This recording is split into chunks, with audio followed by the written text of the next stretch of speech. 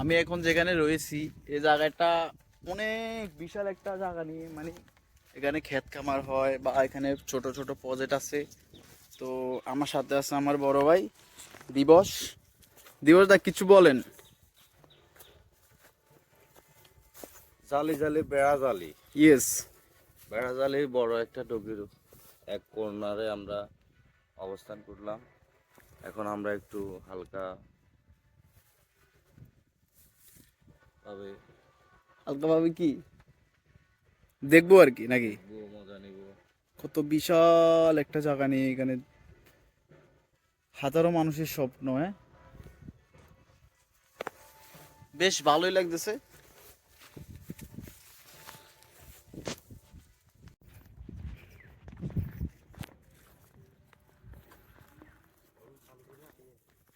সে একটা প্লেস, যাক হাতরটা অনেক বিশাল। আমরা এখন চলে আসছি।